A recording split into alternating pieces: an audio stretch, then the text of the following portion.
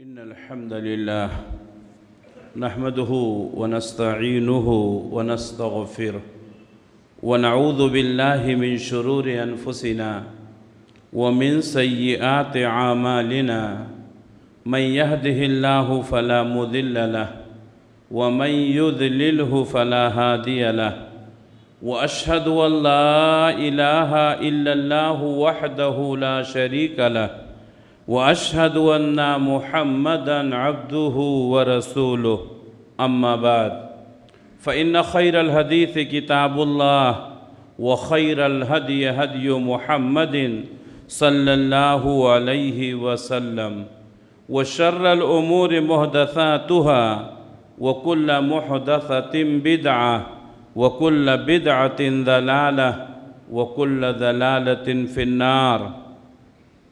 فأعوذ بالله السميع العليم من الشيطان الرجيم. بسم الله الرحمن الرحيم.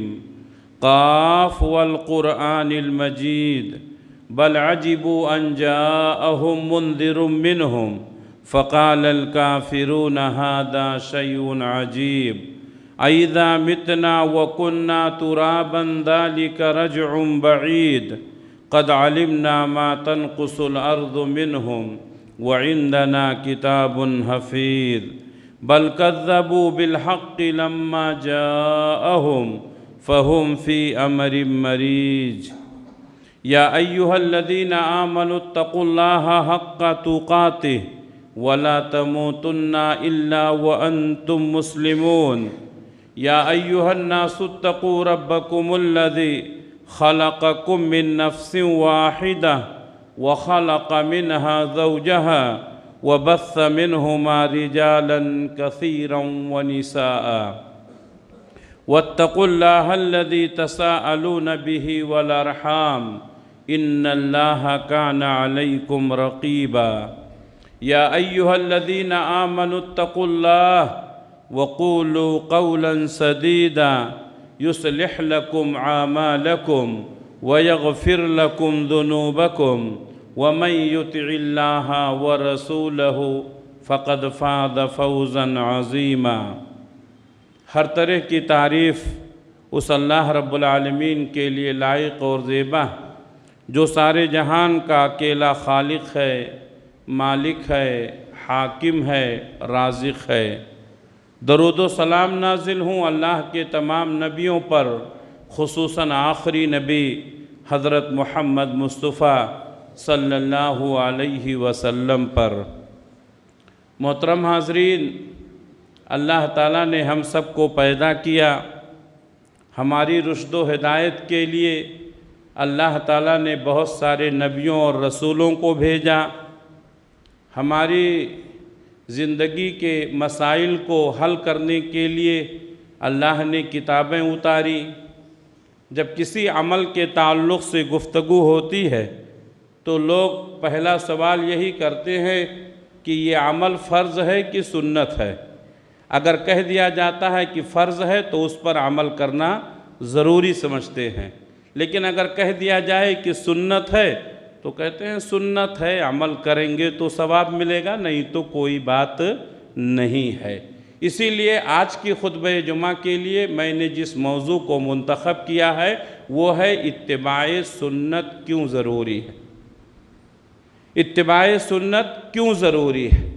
اللہ تبارک و تعالیٰ نے جو دین بھیجا ہے اس دین کو سمجھانے کے لیے اللہ نے رسول بھیجا ہے، اور بغیر سنت کے ہم دین کو سمجھ نہیں سکتے. سنت کسے کہتے ہیں؟ اللہ کے نبی صلی اللہ علیہ وسلم کا طور و طریقہ، آپ صلی اللہ علیہ وسلم کا عمل، اس کو سنت کہتے ہیں. ایک مثال دے کر کے میں سمجھاؤں.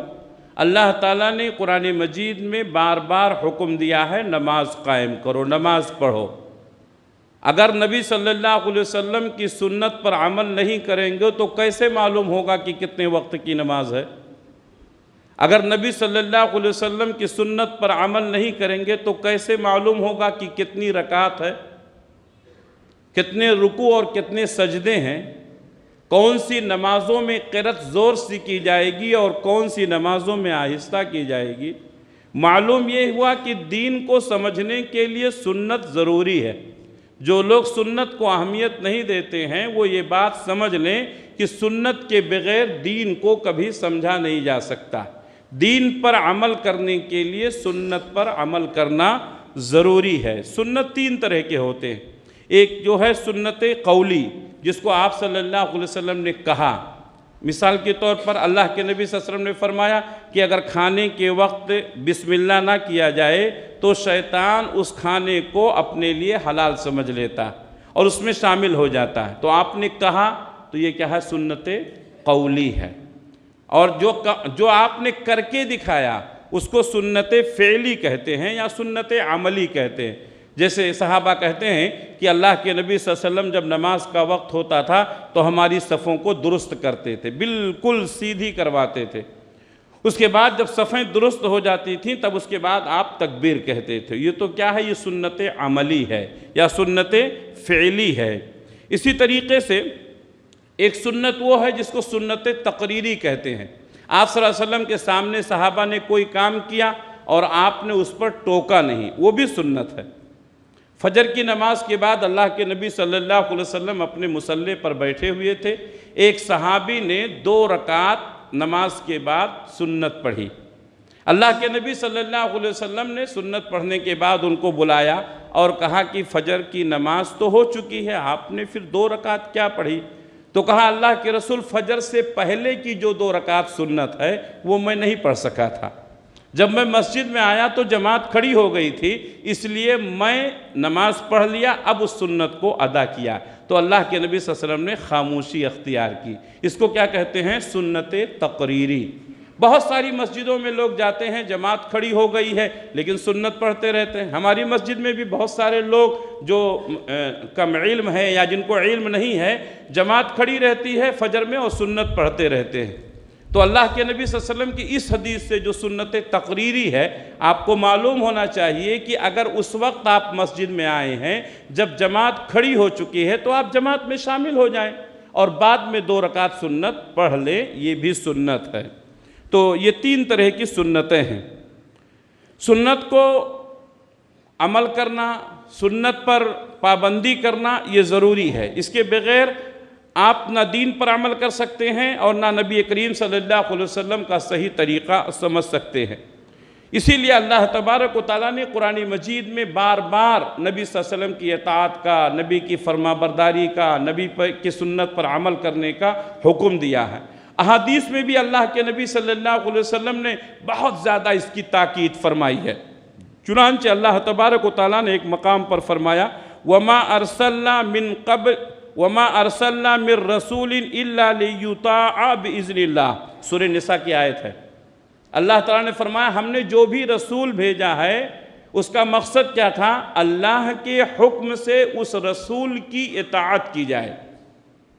اگر رسول کی اطاعت نہیں کریں گے، سنت پر عمل نہیں کریں گے تو دین پر عمل نہیں ہو سکتا۔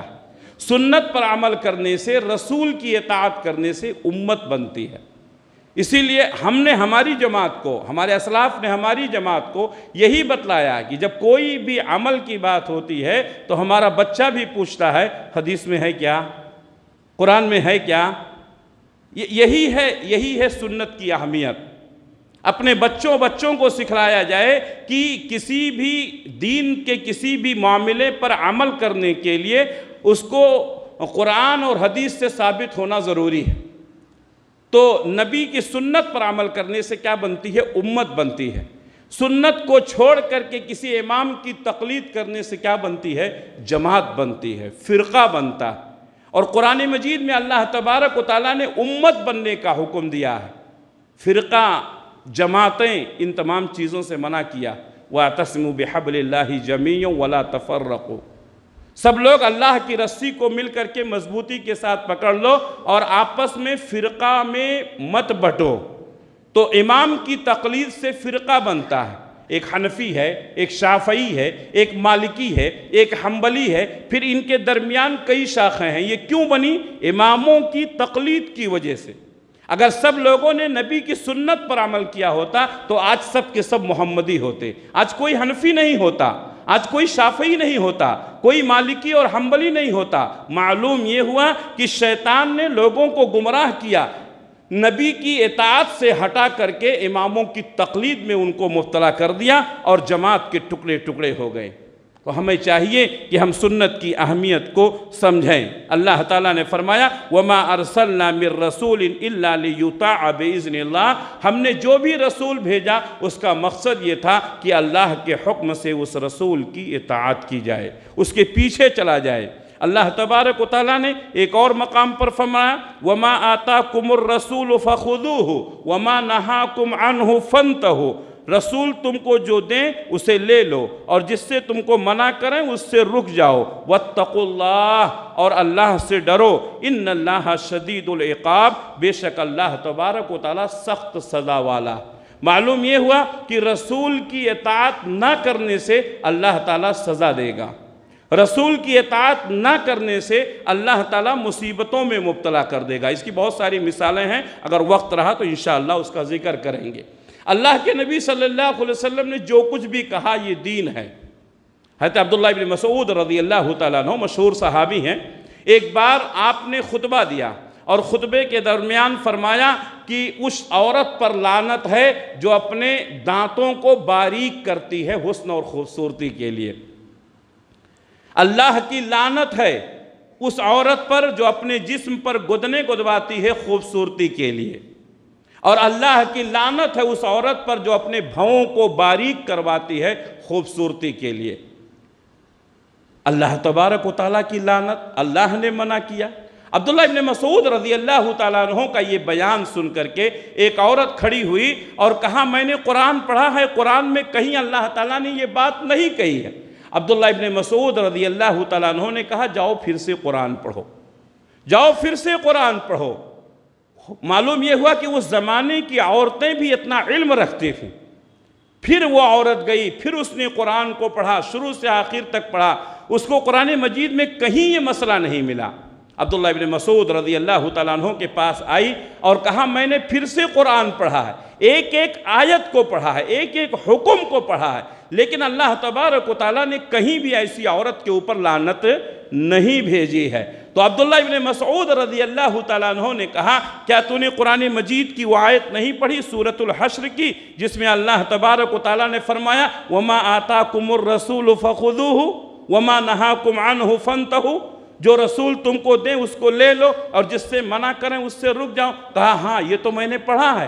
تو کہا جو رسول دیے وہ بھی قرآن کا حصہ، جو رسول دیے وہ بھی دین کا حصہ ہے۔ ہمارے نبی نے اس عورت کے اوپر لعنت فرمائی ہے جو اپنے دانتوں کو باریک کرتی ہے، جو گدنے گدواتی ہے، جو بھاؤں کو باریک کرتی ہے۔ پھر عبداللہ ابن مسعود رضی اللہ تعالیٰ عنہ کہتے ہیں کہ جس پر نبی نے لعنت کی ہی تھی میں کیوں نہ لعنت کروں۔ معلوم یہ ہوا کہ نبی صلی اللہ علیہ وسلم کی گفتگو، نبی کا کلام یہ اللہ تبارک و تعالیٰ کا کلام، یہ اللہ تبارک و تعالیٰ کے حکم سے ہی بولتے ہیں۔ وَمَا يَنْتِقُ عَنِ الْهَوَىٰ إِنْ هُوَ إِلَّا وَحْيٌ يُوحَىٰ، نبی اپنی طرف سے کوئی بات نہیں کہتے ہیں، جو بھی بات ہوتی ہے وہ اللہ کی طرف سے وحی نازل ہوتی ہے، اسی کو آپ صلی اللہ علیہ وسلم بتاتے ہیں۔ اگر نبی کی اطاعت نہ کی جائے تو آپس میں اختلاف ہوتا ہے، جماعتیں بنتی ہیں اور مسلمانوں کا نقصان ہوتا ہے۔ آج مسلمانوں کی پستی و زموحالی کے جو بہت سارے اسباب ہیں ان میں سے سب سے اہم سبب یہ ہے کہ آج ہم ٹکڑوں میں بٹ گئے، آج ہم نے نبی صلی اللہ علیہ وسلم کی سنتوں کو چھوڑ دیا، نبی کی اطاعت سے دور ہو گئے، اماموں کی تقلید میں پھنس گئے۔ نبی نے کیا کہا تھا، نبی نے کیا حکم دیا تھا، ہمیں اس کی فکر نہیں ہے۔ لوگ پوچھتے ہیں ہمارے امام نے کیا کہا، ہمارے امام نے اس مسئلے میں کیا کہا۔ یہ تو غیرت کی انتہا ہے۔ انسان اتنا بے غیرت ہو گیا ہے، کلمہ پڑھتا ہے اللہ کا، نبی کا، ایمان لاتا ہے اللہ اور اس کے رسول پر اور تقلید کرتا ہے امام کی۔ اللہ تبارک و تعالیٰ نے فرمایا وَأَطِيعُوا اللَّهَ وَرَسُولَهُ، اللہ کی اطاعت کرو، اس کے رسول کی اطاعت کرو، وَلَا تَنَازَعُوا، اور آپس میں اختلاف نہ کرو، فَتَفْشَلُوا، بزدل ہو جاؤ گے، وَتَذْهَبَ رِيحُكُمْ، تمہاری ہوا اکھڑ جائے گی، وَاصْبِرُوا إِنَّ اللَّهَ مَعَ الصَّابِرِينَ، اور صبر کرو، بے شک اللہ تبارک و تعالیٰ صبر کرنے والوں کے ساتھ۔ نبی کی اطاعت کا حکم دیا گیا، نبی کی اطاعت سے ہٹیں گے تو اختلاف ہوگا، نبی کی اطاعت سے ہٹیں گے تو بزدل ہو جائیں گے، نبی کی اطاعت سے ہٹیں گے تو ہوا اکھڑ جائے گی۔ غزوہ احد کے موقع پر اللہ کے نبی صلی اللہ علیہ وسلم نے 50 تیر اندازوں کو احد پہاڑی پر متعین کیا اور کہا ہم ہاریں یا جیتیں تم اپنی جگہ سے نہیں ہٹنا۔ اللہ کے نبی صلی اللہ علیہ وسلم کا حکم تھا۔ اس وقت جو وہ 50 تیر اندازوں کے جو امیر تھے عبداللہ ابن جبیر رضی اللہ تعالیٰ عنہ، مسلمانوں کو فتح ہوئی، لوگ مال غنیمت سمیٹنے لگے، تو وہ 50 تیر انداز جن کو نبی نے پہاڑی پر متعین کیا تھا، انہوں نے کیا سمجھا کہ اللہ کے نبی صلی اللہ علیہ وسلم نے یہ حکم اس وقت تک کے لیے دیا تھا جب تک کہ فتح نہ ہو، اب فتح ہو گئی ہے ہم کو نیچے اتر جانا چاہیے۔ اختلاف ہو گیا صحابہ میں، عبداللہ ابن جبیر رضی اللہ تعالیٰ عنہ جو 50 کے امیر تھے ان کو منع کرتے رہے، ان کو روکتے رہے، نبی کی سنتوں کو مت چھوڑو، نبی کا حکم مت چھوڑو ورنہ گمراہ ہو جاؤ گے۔ لوگوں نے نہیں مانی، اختلاف کیا، نیچے اتر گئے، مال غنیمت سمیٹنے لگے۔ اللہ تبارک و تعالیٰ نے جیتی ہوئی جنگ کو ہار میں بدل دیا، مسلمان ہار گئے۔ کیوں؟ اختلاف کی وجہ سے۔ کیوں؟ نبی کی سنت کی مخالفت کی وجہ سے۔ کیوں؟ نبی صلی اللہ علیہ وسلم کے حکم کو ٹھکرانے کی وجہ سے 70 مسلمان شہید ہو گئے، 70 مسلمان شہید ہو گئے، اور اللہ تبارک و تعالیٰ نے اس کی وضاحت فرمائی کہ تمہارے اختلاف کی وجہ سے اللہ تعالیٰ نے تمہاری جیت کو تمہارے ہار میں بدل دیا۔ میرے بھائیوں، نبی کی اتباع کرو، نبی کی اتباع کرو۔ نبی کی اتباع سے انسان دنیا میں بھی عزت کماتا ہے اور آخرت میں بھی عزت کماتا ہے۔ اللہ کے نبی بہت ساری آیتیں ہیں لیکن میں انہی آیتوں پر اکتفا کرتا ہوں۔ اللہ کے نبی صلی اللہ علیہ وسلم نے بھی متعدد احادیث میں یہی حکم دیا ہے کہ اللہ کی اور اس کے رسول کی اطاعت کی جائے۔ پیارے نبی صلی اللہ علیہ وسلم فرماتے ہیں، ابو ہریرہ رضی اللہ تعالیٰ عنہ حدیث کے راوی ہیں، صحیح بخاری کی حدیث ہے، کل امتی یدخلون الجنۃ، میری امت کا ہر آدمی جنت میں جائے گا، الا من ابا، سوائے اس شخص کے جس نے انکار کر دیا۔ ہمارے نبی نے کیا فرمایا؟ میری امت کا ہر آدمی جنت میں جائے گا، الا من ابا، سوائے اس شخص کے جس نے انکار کر دیا۔ قیلا ومن یابا یا رسول اللہ، صحابہ نے کہا اللہ کے رسول کون، آپ جنت میں جانے سے کون انکار کرے گا؟ تو آپ نے فرمایا من اطاعنی دخل الجنہ ومن عصانی فقد ابا، جس نے میری اطاعت کی وہ جنت میں داخل ہوگا، اور جس نے میری نافرمانی کی وہ کہاں جائے گا؟ اس نے جنت میں جانے سے انکار کر دیا۔ معلوم یہ ہوا کہ نبی کے پیچھے چلنے سے جنت ملتی ہے، کسی امام کے پیچھے سے نہیں۔ نبی کے علاوہ جتنے امام ہیں ان سے غلطیاں ہوتی ہیں، ان سے خطائیں ہوتی ہیں۔ اللہ کے نبی صلی اللہ علیہ وسلم کی سنتوں کو اور آپ کی حدیثوں کو یہ کہہ کر کے ٹال دیا جاتا ہے کہ نبی کا زمانہ اور تھا۔ کیا امام کا زمانہ آج کا زمانہ ہے؟ نبی صلی اللہ علیہ وسلم اگر 1400 سال پہلے کے ہیں تو امام 1300 سال پہلے کے ہیں۔ اگر نبی صلی اللہ علیہ وسلم کی سنت اور آپ صلی اللہ علیہ وسلم کا عمل 1400 سال تک نہیں چل سکتا ہے تو کسی امام کا عمل 1300 سال تک کیسے چل سکتا ہے کہ نہیں؟ سمجھ میں بات آ رہی کہ نہیں؟ معلوم یہ ہوا کہ لوگ بیوقوفی کی باتیں کر رہے ہیں تو بڑے بڑے مفتی ہیں، تو صاحب جبہ و دستار، ان کے القاب بہت اونچے ہیں، لیکن علم سے کورے ہیں بیچارے، علم سے دور ہیں۔ اللہ کے نبی صلی اللہ علیہ وسلم قیامت تک کے لیے رسول بھیجے گئے۔ آپ صلی اللہ علیہ وسلم کی لائی ہوئی شریعت قیامت کے صبح تک کے لیے ہے، اور دین کے تمام مسئلوں کو آپ نے واضح کر دیا۔ آپ نے فرمایا میں نے اپنی امت کو ایک ایسی شاہراہ پر چھوڑا ہے لیلھا کنہارھا، جس کی راتیں بھی دن کی طرح روشن ہیں۔ معلوم یہ ہوا کہ نبی کی سنت پر عمل کرنے سے انسان کو دنیا اور آخرت میں کامیابی ملتی ہے۔ آپ نے فرمایا میری امت کا ہر آدمی جنت میں جائے گا سوائے اس کے جس نے انکار کیا۔ صحابہ نے پوچھا کون ہے جو جنت میں جانے سے انکار کرے گا؟ پیارے نبی نے فرمایا جس نے میری اطاعت کی وہ جنت میں جائے گا، جس نے میری نافرمانی کی اس نے جنت میں جانے سے انکار کر دیا۔ صحیح بخاری کی حدیث، صحیح مسلم کی حدیث ہے، حضرت ابو ہریرہ رضی اللہ تعالیٰ عنہ کہتے ہیں من اطاعنی فقد اطاع اللہ، جس نے میری اطاعت کی اس نے میری نہیں کس کی اطاعت کی؟ اللہ کی اطاعت کی۔ اللہ اکبر۔ نبی کی اطاعت دراصل اللہ کی اطاعت ہے۔ کیوں؟ اس لیے کہ نبی کی اطاعت کا حکم کس نے دیا ہے؟ اللہ نے دیا۔ امام کی اطاعت کا حکم ہے کیا؟ نبی کی اطاعت کا حکم۔ من اطاعنی فقد اطاع اللہ، جس نے میری اطاعت کی اس نے اللہ کی اطاعت کی، وَمَنْ عَصَانِي فَقَدْ عَصَى اللَّهَ، اور جس نے میری نافرمانی کی اس نے میری نہیں، کس کی؟ اللہ کی نافرمانی کی۔ اس کے بعد اللہ کے نبی صلی اللہ علیہ وسلم فرماتے ہیں وَمَنْ أَطَاعَ الْأَمِيرَ فَقَدْ أَطَاعَنِي، جس نے امیر کی اطاعت کی اس نے میری اطاعت کی، وَمَنْ عَصَى الْأَمِيرَ فَقَدْ عَصَانِي، اور جس نے کسی امیر کی نافرمانی کی اس نے میری نافرمانی کی۔ صحیح مسلم کی حدیث ہے۔ نبی کی اطاعت مکمل طور پر کرنا ہے، لیکن امیر کی اطاعت شرط ہے، اللہ اور اس کے رسول کی اطاعت کے ماتحت ہے۔ آج بہت سارے لوگ جن کو امیر بنا دیا گیا ہے، یا بہت سارے لوگ جو جماعتوں کی ذمہ دار ہیں، ان کی یہ خواہش ہے کہ سارے لوگ ان کی بات مان لیں، جو وہ کہیں لوگ تسلیم کر لیں۔ ایسا نہیں ہوگا، ایسا نہیں ہوگا۔ جو ان کی بات نہیں مانتے ہیں اس کو وہ برا سمجھتے ہیں۔ میرے بھائیوں، اللہ کے نبی صلی اللہ علیہ وسلم نے ایک لشکر روانہ کیا، اس لشکر کا امیر ایک شخص کو بنایا۔ اللہ کے نبی صلی اللہ علیہ وسلم نے تاکید کی کہ امیر کی اطاعت کرنا نبی کی اطاعت کرنا ہے، امیر کی نافرمانی کرنا نبی کی نافرمانی کرنا ہے، لیکن امیر کی اطاعت اسی وقت ہوگی جب وہ اللہ اور اس کے رسول کی اطاعت کے ماتحت ہو۔ امیر بن گیا اس کا مطلب نہیں کہ وہ نبی ہو گیا، امیر بن گیا اس کا مطلب یہ نہیں کہ ہر کالے اور گورے میں ہم اس کے پیچھے چلیں گے۔ صحابہ کرام کہتے ہیں لشکر روانہ ہوا، کسی مسئلے میں اختلاف ہو گیا، امیر ناراض ہوئے، انہوں نے حکم دیا کہ لکڑیاں جمع کی جائیں۔ امیر کے حکم سے لکڑیوں کو اکٹھا کیا گیا، پھر اس کو آگ لگائی گئی، پھر امیر نے حکم دیا کہ آگ میں کود جاؤ۔ صحابہ کرام ایک دوسرے کو دیکھنے لگے، کہا رے اسی آگ سے بچنے کے لیے تو ہم ایمان لائے ہیں، ہم آگ میں کیوں کودیں گے؟ کہا نہیں، ہم آپ کی اطاعت نہیں کریں گے۔ صحابہ نے امیر کی اطاعت کرنے سے انکار کیا، کب؟ جب اس نے اللہ اور اس کے رسول کے حکم کے خلاف عمل کیا، جب اس نے اللہ اور اس کے رسول کے حکم کے خلاف حکم دیا۔ کوئی بھی صحابی آگ میں نہیں کودے، امام کے پیچھے آنکھ بند کر کے نہیں جانا ہے، امیر کے پیچھے آنکھ بند کر کے نہیں جانا ہے، تاکہ امیر کو بھی احساس ہو کہ وہ مکمل طور پر اختیار نہیں رکھتا ہے۔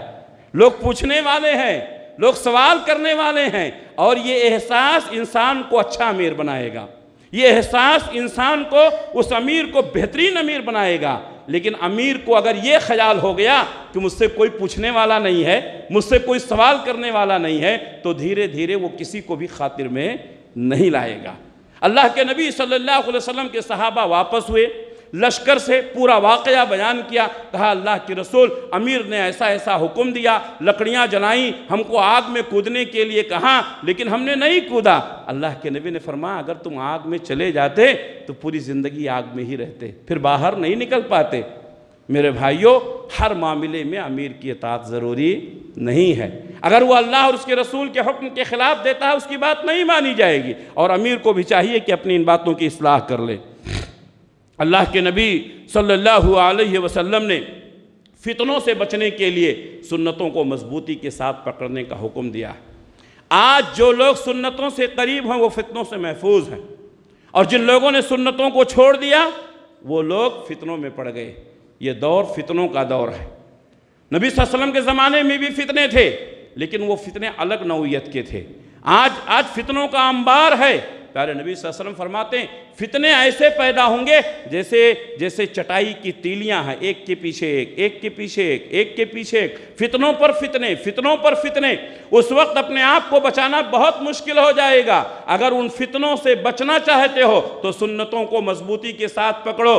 سنتوں پر عمل کرنے والا فتنوں سے محفوظ رہتا ہے۔ حضرت ارباز ابن ساریہ رضی اللہ تعالیٰ عنہ کہتے ہیں کہ اللہ کے نبی صلی اللہ علیہ وسلم نے ایک بار ہم کو خطبہ دیا، سنن ابو داؤد کی حدیث ہے۔ ایک بار اللہ کے نبی صلی اللہ علیہ وسلم نے نماز پڑھائی، ہم کو خطبہ دیا، واعظ و نصیحت کیا۔ آپ کا واعظ و نصیحت، آپ کا خطبہ بہت ہی جامع تھا۔ کہتے ہیں لوگوں کی آنکھوں سے آنسو نکلے، لوگوں کے دل گرما گئے۔ کبھی کبھی ایسا ہوتا ہے بات دل کو لگ جاتی ہے، بات دل کو لگ جاتی ہے، آنکھوں سے آنسو نکلتے ہیں۔ یہ وہ بہترین موقع ہوتا ہے۔ پیارے نبی صلی اللہ علیہ وسلم نے خطاب کیا، صحابہ کرام کی آنکھوں سے آنسو نکلے، دل دھڑکنے لگے۔ آپ خطبے سے فارغ ہوئے، حضرت ارباز ابن ساریہ رضی اللہ تعالیٰ عنہ کہتے ہیں ہم نے کہا اے اللہ کے رسول آج آپ کا خطبہ بڑا جامع تھا، آج آپ کا خطبہ بڑا ہی بہترین تھا، آنکھیں ڈبڈبا گئیں، دل دہلنے لگے، آپ کچھ نصیحت کیجئے، ہمیں ایسا لگتا ہے کہ آپ رخصت ہونے والے ہیں۔ آپ نے فرمایا علیکم بالسمع والطاعہ، تمہارے لیے ضروری ہے کہ سماع اور طاعت کا مظاہرہ کرو، اور آپ نے فرمایا تمہیں اے لوگو اللہ سے ڈرو، اللہ سے ڈرو۔ آپ نے تقوی کا حکم دیا، امیر کی اطاعت و فرما برداری کا حکم دیا، اور اس کے بعد آپ نے کیا فرمایا وَمَن يَعِشْ مِنْكُمْ بَعْدِي سَيَرَىٰ اخْتِلَافًا كَثِيرًا، جو شخص میرے بعد لمبی عمر پائے گا وہ دیکھے گا کہ اختلافات بہت زیادہ ہو گئے ہیں۔ فَعَلَيْكُمْ بِسُنَّتِي وَسُنَّتِ الْخُلَفَاءِ الرَّاشِدِينَ الْمَهْدِيِّينَ، تو تمہیں چاہیے کہ میری سنتوں کو مضبوطی کے ساتھ پکڑ لینا، خلفائے راشدین کی سنتوں کو مضبوطی کے ساتھ پکڑ لینا۔ معلوم یہ ہوا کہ فتنوں سے بچنے کے لیے نبی کی سنتوں کا سہارا لینا چاہیے، اور جو آدمی جتنا زیادہ نبی کی سنتوں سے قریب ہوتا ہے اتنا ہی زیادہ وہ فتنوں سے محفوظ رہتا ہے، اور جو سنتوں سے دور ہوتا ہے وہ فتنوں میں مبتلا ہوتا ہے۔ اس لیے ہمیں چاہیے کہ سختی کے ساتھ سنتوں پر عمل کریں، کسی بھی سنت کو معمولی نہ سمجھیں۔ عمل زیادہ ہو یہ کم اصل نہیں ہے، اصل عمل سنت کے مطابق ہونا چاہیے۔ مشہور حدیث بارہا آپ نے سنی ہے، اللہ کے نبی صلی اللہ علیہ وسلم کے پاس 3 صحابی آئے، آپ گھر پہ نہیں تھے، حضرت عائشہ صدیقہ رضی اللہ تعالیٰ عنہ سے انہوں نے نبی صلی اللہ علیہ وسلم کی عبادت کے متعلق پوچھا کہ رات میں آپ کیا عبادت کرتے ہیں؟ حضرت عائشہ نے ان کو بتایا کہ رات میں وہ عبادت کرتے ہیں، ان کے جو بھی عبادت کا طریقہ تھا بتا دیا۔ حدیث کے الفاظ ہیں انہوں نے اس عمل کو معمولی سمجھا اور کہا کہ آپ اللہ کے رسول ہیں، آپ تھوڑا بھی عمل کریں گے تو آپ کو اللہ زیادہ اجر و ثواب دے گا، ہمیں زیادہ عمل کی ضرورت، زیادہ عمل کی نہیں، سنت کے مطابق عمل کی ضرورت ہے۔ آپ 2 رکعت نماز پڑھیں، سنت کے مطابق پڑھیں، یہ 2 رکعت نماز آپ کو جنت میں لے جائے گی۔ آپ رات بھر نماز پڑھے، سنت کے بغیر پڑھے، نبی کی سنتوں کا خیال نہیں کیا، پوری رات نماز پڑھنے کا کوئی فائدہ نہیں ہے۔ تو اصل یہ نہیں ہے کہ آپ کی عبادت زیادہ ہے، اصل یہ ہے کہ آپ کی عبادت سنت کے مطابق ہے کہ نہیں۔ ان تینوں نے ارادہ کیا، ایک نے کہا میں شادی نہیں کروں گا کیونکہ شادی بیاہ کے مسئلے میں پڑھ کر کے عبادت نہیں ہو پائے گی، ایک نے کہا میں رات بھر عبادت کروں گا، اور ایک نے کہا کہ میں ہمیشہ روزہ رکھوں گا۔ اللہ کے نبی صلی اللہ علیہ وسلم آئے، آپ کو بتلایا گیا، تینوں کو آپ نے بلایا اور کہا حل قلتم کذا و کذا، کیا تم نے ایسی ایسی باتیں کہی ہے؟ تینوں صحابہ نے کہا ہاں اللہ کے رسول ہم نے کہی ہے۔ تو کہا میں اللہ کا رسول ہوں، میں نماز بھی پڑھتا ہوں، رات میں سوتا بھی ہوں، رات بھر نماز پڑھنا یہ کوئی نیکی نہیں ہے، سنت کے مطابق نماز پڑھنا یہ اصل۔ آپ نے فرمایا میں اللہ کا رسول ہوں، رمضان کے علاوہ دیگر ایام میں کبھی روزے بھی رکھتا ہوں، کبھی بغیر روزے کے بھی رہتا ہوں، ہمیشہ روزے رکھنا یہ کوئی ضروری نہیں ہے۔ میں اللہ کا رسول ہوں، میں نے شادی بیاہ کیا ہے، ہمارے پاس بیوی بچے ہیں۔ اسی وقت آپ نے فرمایا تھا فمن رغب عن سنتی فلیس منی، جو میری سنت سے اعراض کرے وہ مجھ میں سے نہیں ہے۔ معلوم یہ ہوا کہ عمل زیادہ ہونا، بہت سارے لوگ کہتے ہیں نہیں وہ لوگ بہت عبادت کرتے ہیں، وہ بہت عبادت کی ضرورت نہیں ہے، سنت کے مطابق عبادت ہونی چاہیے، مختصر ہو لیکن سنت کے مطابق۔ ہمیں کوشش یہ کرنی چاہیے ہمارا ہر عمل سنت کے مطابق ہو۔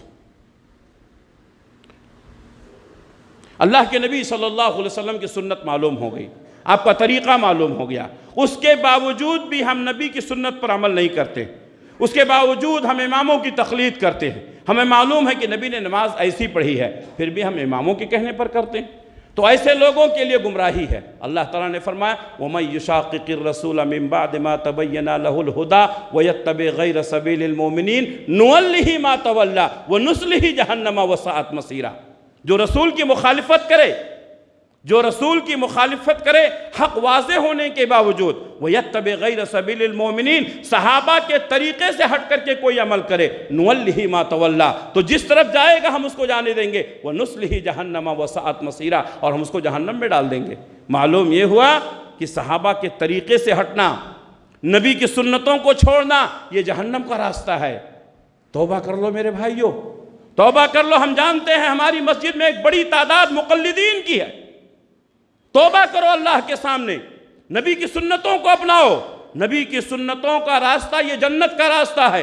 تقلید کا راستہ، نبی کی سنتوں کو ٹھکرانا، یہ جہنم کا راستہ ہے۔ نُوَلِّهِ مَا تَوَلَّى وَنُصْلِهِ جَهَنَّمَ وَسَاءَتْ مَصِيرًا، اللہ تعالیٰ نے فرمایا ہم اس کو ادھر ہی ڈھکیل دیں گے جدھر وہ جا رہا ہے، اور ہم اس کو جہنم میں داخل کر دیں گے، وَسَاءَتْ مَصِيرًا، اور وہ بری جگہ ہے۔ یہ تو مرنے کے بعد، دنیا میں بھی نبی کی سنتوں کا مخالفت کرنے والا، نبی کی سنتوں کو ٹھکرانے والا دنیا میں بھی عذاب میں مبتلا ہو سکتا ہے۔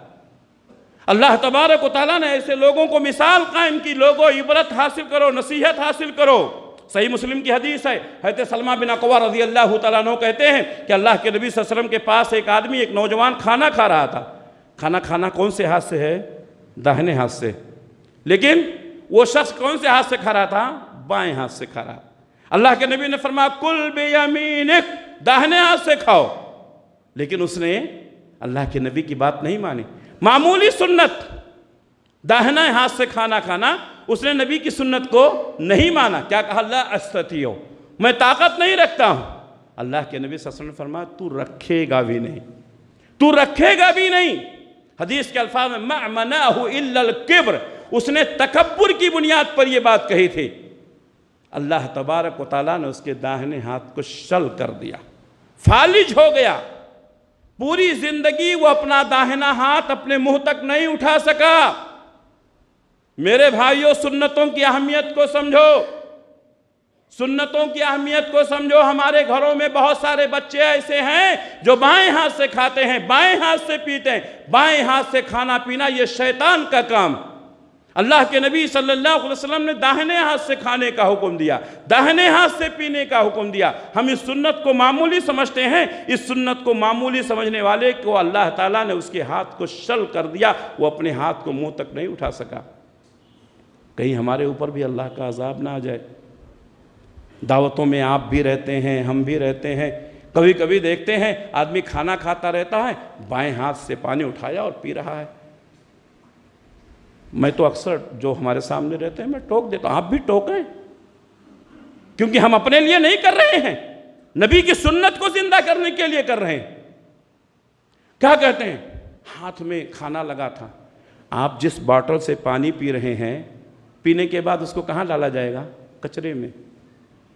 ایک ایسی بوتل پانی کا جس کو ابھی تھوڑی دیر کے بعد کچرے میں ڈال دیا جائے گا، اس بوتل کو گندا نہ کریں کر کے آپ نبی کی سنتوں کو چھوڑ رہے ہیں۔ ذرا غور کرو میرے بھائیوں، غور کرو۔ ایک چھوٹی سی سنت چھوڑنے کی وجہ سے کیا ہوا؟ اللہ نے اس کے ہاتھ کو شل کر دیا۔ کہیں ایسا نہ ہو اللہ تعالی ہمارے ہاتھوں کو بھی ناکام کر دے۔ میرے بھائیوں، سنتوں پر عمل کرو، بدعتوں سے بچاؤ اپنے آپ کو، سنتوں کی اہمیت کو سمجھو۔ اللہ کے نبی صلی اللہ علیہ وسلم نے جو بھی کہا ہے، آپ نے جو بھی کیا ہے، کسی بھی سنت کو معمولی نہ سمجھو۔ چھوٹی چھوٹی سنتیں آپ کو بڑا بنا دیں گی، چھوٹی چھوٹی سنتوں پر عمل کرنا آپ کو نیک بنا دے گا، اور جتنا زیادہ آپ سنتوں سے قریب رہیں گے اتنا ہی زیادہ آپ فتنوں سے محفوظ رہیں گے۔ اللہ کے نبی صلی اللہ علیہ وسلم نے اسی لیے سنتوں کو اپنانے کا حکم دیا۔ سنتوں کو مضبوطی سے پکڑنے والا کبھی گمراہ نہیں ہوتا ہے۔ الحمدللہ ثم الحمدللہ، یہ بات ہم فخر کے ساتھ کہہ سکتے ہیں کہ جماعت اہل حدیث ایک ایسی جماعت ہے جس نے ہمیشہ سنتوں کو زندہ کیا۔ ہم نے کبھی کسی امام کی تقلید نہیں کی، ہم نے ائمہ کا احترام کیا ہے۔ لوگ ہمارے اوپر الزام لگاتے ہیں کہ یہ ائمہ کو نہیں مانتے ہیں، اللہ کی قسم یہ بات غلط ہے، غلط ہے یہ بات۔ ہم تمام ائمہ کا احترام کرتے ہیں، ہم تمام ائمہ کی عزت کرتے ہیں، ہم ان کی علمی کاوشوں کو سراہتے ہیں، لیکن ہم کسی امام کو نبی سے اونچا مقام نہیں دیتے ہیں، ہم کسی امام کی تقلید نہیں کرتے ہیں۔ میرے بھائیوں، اگر اس بنیاد پر ہمیں یہ الزام لگایا جاتا ہے کہ یہ لوگ امام کو نہیں مانتے، تو آپ تو نبی کو نہیں مانتے ہیں۔ بات صحیح ہے کہ نہیں؟ آپ نے امام کی بات کو لے کر کے نبی کی بات کو چھوڑ دیا، اور آپ کہتے ہیں ہم امام کو نہیں مانتے۔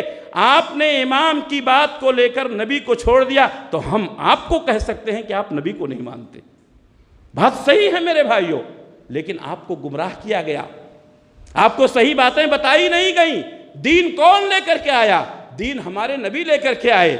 نبی کی اطاعت کیجئے، نبی کے پیچھے چلیے، نبی کی پیروی کیجئے، نبی کی سنتوں پر عمل کیجئے۔ اللہ کے نبی صلی اللہ علیہ وسلم فرماتے ہیں ترکت فیکم امرین لن تضلوا ما تمسکتم بہما کتاب اللہ و سنتی، اے میری امت کے لوگوں تمہارے لیے میں دو چیزیں چھوڑ کر جا رہا ہوں، تم کبھی گمراہ نہیں ہوگے جب تک ان دونوں کو مضبوطی کے ساتھ پکڑے رہو گے، ایک اللہ کی کتاب ہے اور دوسری میری سنت ہے۔ الحمدللہ اہل حدیث کے دو ہی اصول، اطیعوا اللہ و اطیعوا الرسول۔